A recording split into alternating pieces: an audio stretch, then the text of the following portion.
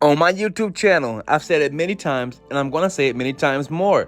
Being black is beautiful, but sometimes in the USA, we have a problem with determining who is black and who is not. So in this video, we're going to establish one thing. Who are the black people? When it comes to race, American people who are black are often categorized by an old rule. It is called the one-drop rule. Joining me now from Philadelphia is Yaba Blay. She is a scholar and activist. She is the author of One Drop, Shifting the Lens on Race, which is available now. Welcome, Yaba, and congratulations on your book. It's really beautiful.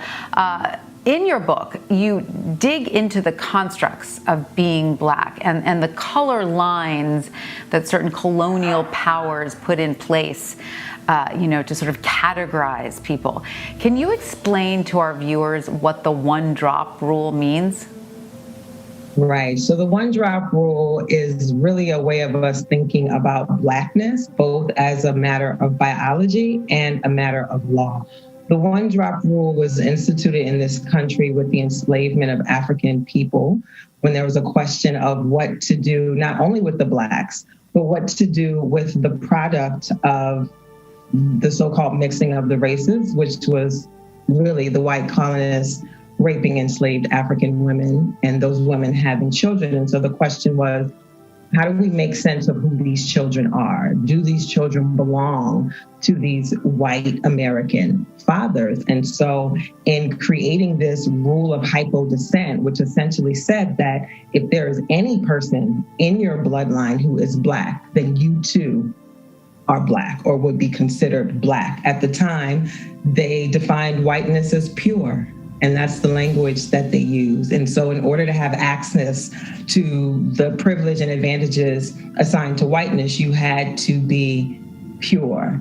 If you had one drop of black blood, however which way you quantify that, then you were black.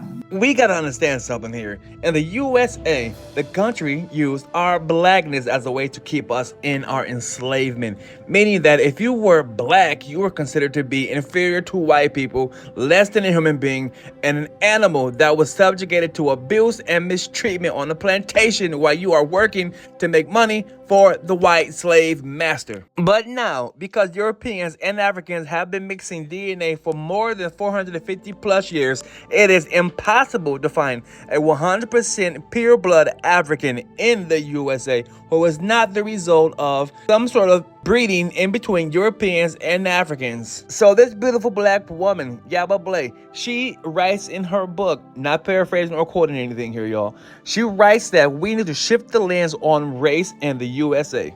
And I disagree with that. We do not need to shift the lens on how we view race in the USA, especially among black people.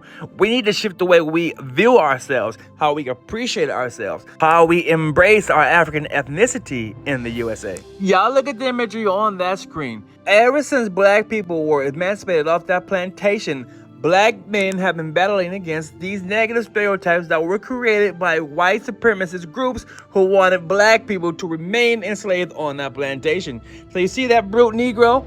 They want the whole world to see black men as these stupid idiot brutes who have a propensity to committing crime and raping white women. This is what we contend against as black men. So again, I say, we do not need to shift the lens on race in the USA. We need to shift the way that we view ourselves as black people in the USA and our understanding how white people view us as black people in their racist country. And me, speaking for myself as a multiracial, light-skinned black man from the USA, ain't nobody gonna tell me that me sitting there with that huge afro and that guitar, that I am not a black man. And me standing there in that Michael Jordan jersey and that Bulls hat with them glasses on looking fresh to death, ain't nobody gonna tell me that I am not a black man. And me standing there in my professional attire when I was honored with the position to be a graduate teaching assistant at the University of Wayne in Detroit, Michigan, ain't nobody going to tell me that I am not a black man. I can guarantee you one thing though,